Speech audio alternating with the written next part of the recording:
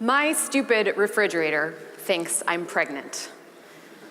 I reach for a Tiger beer, but the refrigerator isn't letting me take one from the biometrically authenticated alcohol bin. And our most recent grocery delivery, auto delivery, from Red Mart includes pickles, oranges, and prenatal vitamins. I don't even eat oranges because I think they're too acidic. So what machine learning magic produced this produce? And then I noticed the other day that my water target was changing on my vessel, and I wasn't really sure why. I thought maybe I'm extra dehydrated because of the haze. I guess I should have seen it coming. Our fountain toilet, tracking toilet, was sensitive enough to understand that I had switched from hormonal birth control to a copper IUD. But I thought our toilet data was supposed to only be shared between Nest and our doctors. How is our fridge figuring this out? Then I got a Google Now notification the other day that I was ovulating. I didn't know I had been tracking my cycle, let alone my basal body temperature, with the ring that I was wearing. I certainly didn't turn that feature on myself. Maybe my ARIA scale picked up on some subtle change in my body fat? Or maybe I can ask Singtel. All our home appliances are connected up through the smart home hub. And I haven't really thought twice about it because it just works. Every time we get a new dishwasher, a new thermostat, it connects. Could it be that the hub is sharing the data between our toilet and our refrigerator? So I go and check out what's in the smart home interface. It's a bunch of usage graphs about what we're using in our home.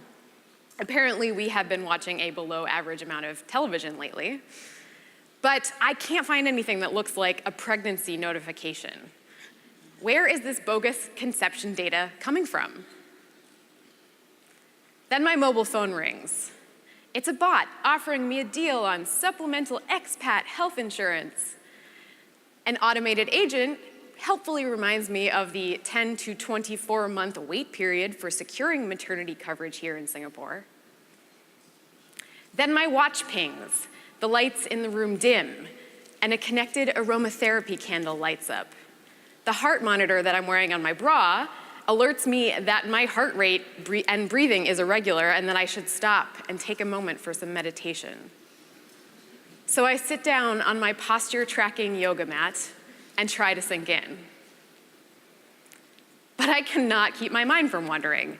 Is it something in the water? Is it something in my WhatsApp messages with Catherine? If this is true, why isn't my doctor calling yet? I turn on the smart TV to try to distract me, but I'm bombarded with sponsored ads for what to expect when you're expecting 9.0. And they're also advertising domain squatter sites that search for unique baby names based on a URL. So I need to figure out what's going on. I search on Quora, trying to see if there are other similar incidents of this. Pregnancy, Samsung, refrigerator. Pregnancy, fountain, toilet, nothing. I really want to talk to someone, but I can't call Google or Samsung because they don't have customer service for their home integration products. I try Singtel. I bypass the automated agent and then wait 37 minutes to speak with a human, only to find out that he cannot give me any personal data correlations over the phone. What is this bureaucratic bullshit? None of this can be true. Russell has been away in Shenzhen on business for the last 3 weeks. I've got the IUD still, I think, and we aren't even trying. This has to be a biocorrelative immaculate conception. I tap my watch to ping Russell on his phone, our signal to call me when he's done with his meeting. I am freaking out, and I could really use that beer. But the fridge, of course, still won't let me take it. But what if I really am pregnant? I open up the Postmates app to see if I can get an old-fashioned birth control test to find out. but it turns out the price is 3 times as expensive as it normally is. I consider going to Watson's, but I think better of it because you can't go in there without using a loyalty card anymore. And it's far, and so I skipped the Uber self-driving shuttle and braved the haze, walking that extra mile to get to the place that I think, accepts cryptocurrency, so I won't be tracked, I think. And that's when I get the notification that my meeting tomorrow, the one about my funding for my future project, has been canceled. So obviously this is not all real. This is a piece of speculative fiction that I wrote about a year ago, and when Future Everything wanted to talk about a specific object, I thought this might be a good jumping off point. But everything that I talked about in this piece has at least some origin in real products. So these are things that are available on Kickstarter. They're things that are being shown at Consumer Electronics Show in Vegas. These devices aren't talking to each other yet like this, but it's kind of exploring the possibility of what happens when they do start to speak to each other. And then imagining what the effects are of this system, of living in this system. And I start with a smart refrigerator, but I think one of my points here is that we can't isolate one object. Everything is connected when you start to have these interfaces that are using the smart infrastructure, using the data to talk to each other and to make decisions on your behalf. So what I like about exploring these questions in this story is that it's touching on so many themes that I think are becoming important and part of this discussion here today. It's talking about my information flows, talking about privacy in the home when all these devices are connected to each other, regulation of my body as a woman, my expectations of what I think the technology is trying to do, and my inability to interpret what it is actually doing technically. And also the inability that I have to be able to intervene when I think the system is doing something wrong or interpreting my information in a way that I don't agree with. And importantly, it's also exploring the possibility that I might be exploited based on my data and what my data says. So I want to be clear about what we're talking about in smart systems. I think a general consensus is that we're talking both about the data, the ability to sense what's happening, and the dynamic programming to interpret and figure out what's actually happening and what we should do about it after the fact. The company IBM is largely responsible, I think, for some of this rhetoric around smart systems. They started talking about this many years ago, but they've recently switched tactics and started calling it the cognitive era. So we're not just smart, we are cognitive now. And these systems, according to Ginny Rometty, who's the CEO of IBM, she says, cognitive systems understand, reason, and learn. And so all of these smart systems or cognitive systems, whatever you want to call them, are really about taking the data and trying to make decisions from that data, influencing our lives, influencing the choices that we have, and often acting on our behalf. But they can also create these new problems in doing all these activities for us. And so what I want to push on a little bit in this dialogue and in this rhetoric about smart is I think we're taking something for granted, that there's this faith in data, faith in computers, faith in the algorithms, that they are going to work correctly, that they are infallible, that they're objective, that they're right. And I think this story is trying to illustrate that they might not always be. And we need to have ways of being able to interact with them when they're not. What largely drives this story for me from a kind of philosophical level is an idea that Langdon Winner, who is a science and technology studies scholar, has said in an article called Artifacts, it says, do artifacts have politics? But the answer is yes. He says, so in this context, artifacts are objects are the things that we're living with. And what he means by politics is really the sense of power or the governance of these objects, and the idea that these objects have belief systems or principles embedded in them. And I think we've already started to talk about that today, which I'm excited about. So Langdon Winter says, the machines, structures, and systems of modern material culture can be accurately judged not only for their contributions of efficiency and productivity, not merely for their positive and negative environmental side effects, but also for the ways in which they can embody specific forms of power and authority. So I think when we start to consider what smart living is about and how it affects our lives, often the question is about what kind of power structures and what kind of governance is involved in the technologies that we're going to be living with. I'm not the first one to play around with fiction as a way of describing a near future, or as a way of kind of getting at some philosophical question. I'm referencing also Nausea, which is Jean-Paul Sartre's existential piece, mid-century, early 1900s, about exploring the sense of existential crisis when the objects around him, the inanimate objects around him, are just indifferent to man's suffering and man's meaning. He writes, objects should not touch because they are not alive. You use them, put them back in place, live among them. They are useful, nothing more. But they touch me. It is unbearable. I'm afraid of being in contact with them as though they were living beasts. Now, he's writing this in 1930-something. This is long before we start talking about objects that have agency, that act upon us, that are designed to respond to us and act on our behalf. So what happens when these objects actually start to care about us? In Nausea, the main character has this sense of disgust and of kind of sickness in his stomach, nausea, when he's interacting with these objects. So what is that feeling now when we're talking about technologies that are supposed to interact? And I think that feeling is largely anxiety. And any new technology, we've had a history of reacting with some fear and anxiety about what our lives are going to be like when we start to engage with it.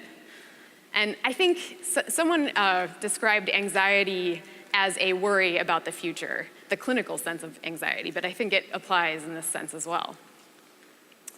And it's not that dissimilar when I'm talking about the fridge and the fridge not letting me do what I want to do, to the sense of anxiety we have when HAL 9000 says, I'm sorry, Dave, I'm afraid I can't let you do that.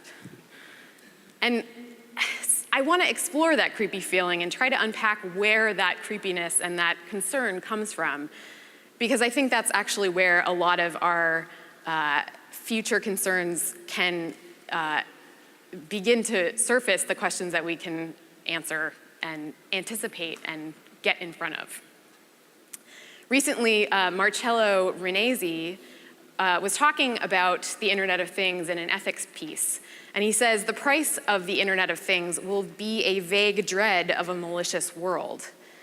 And I think that's borne out. This anxiety that we have is legitimate because we have the most recent example of the Volkswagen emissions conspiracy, I guess is accurate actually, where the engineers were designing a system to cheat, designing an algorithm to know when it was being tested and perform well and above the board, and then not worry about it any other time.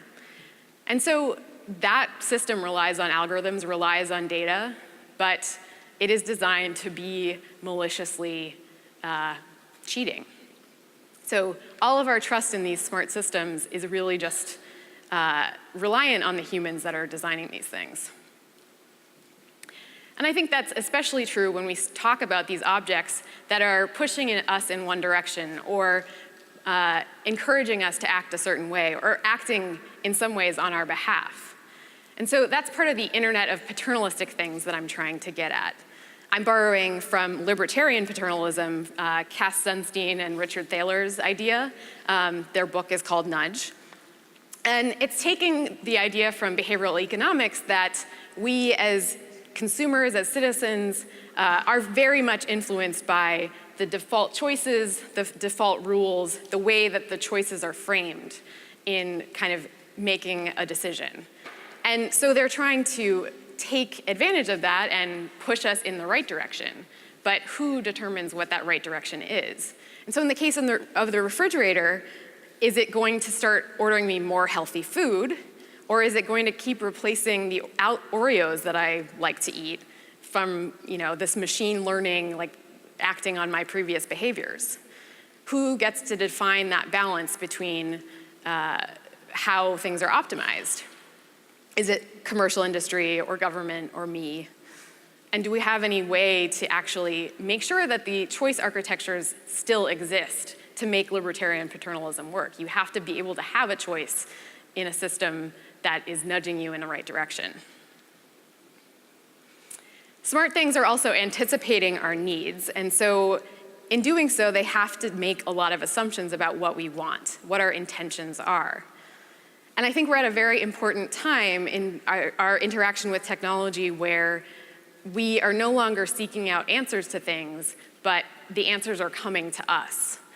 And so we need a way to kind of interact with that assumption and that interpretation of our intentions in order to make sure that we aren't just taking what's ever put in front of us.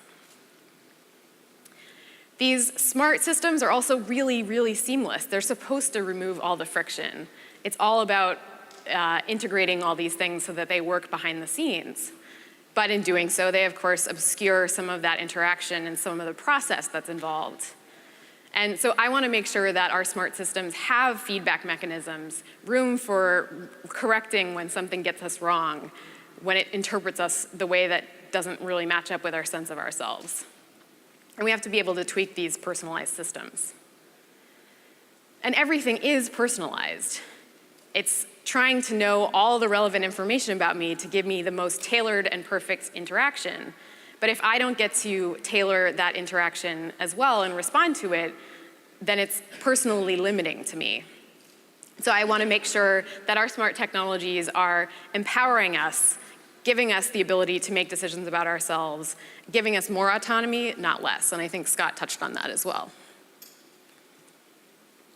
So what I'm trying to do here is to, as a technology critic, is not to just be pointing out what's wrong with the picture, what's wrong with these new technologies that are coming our way.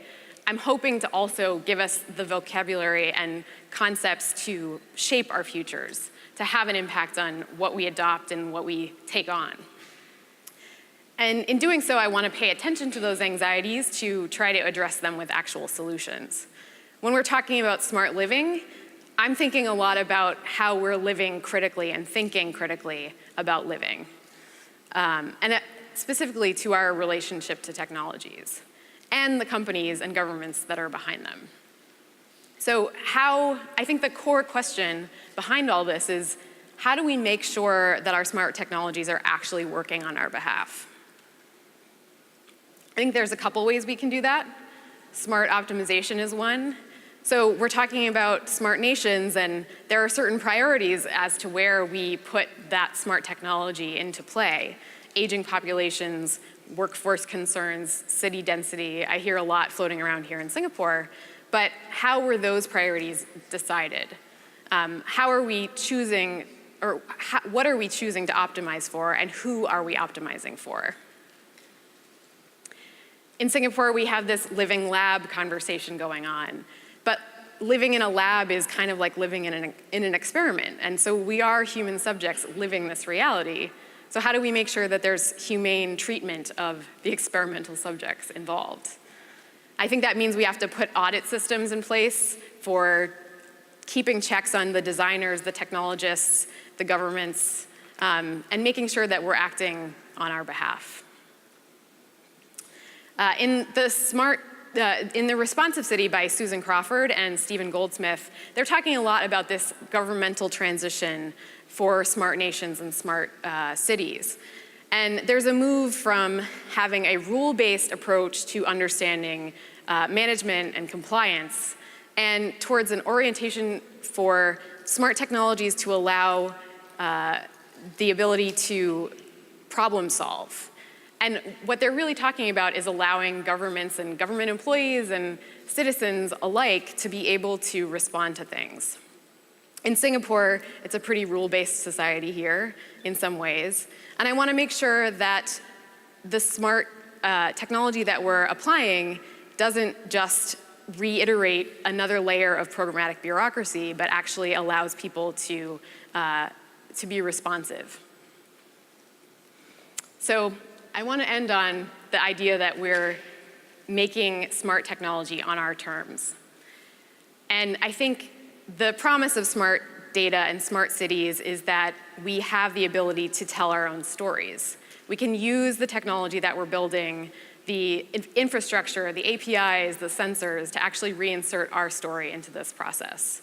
And that means being a smart citizen living in a smart nation. We have to actually actively be involved in creating the smart world we want to live in.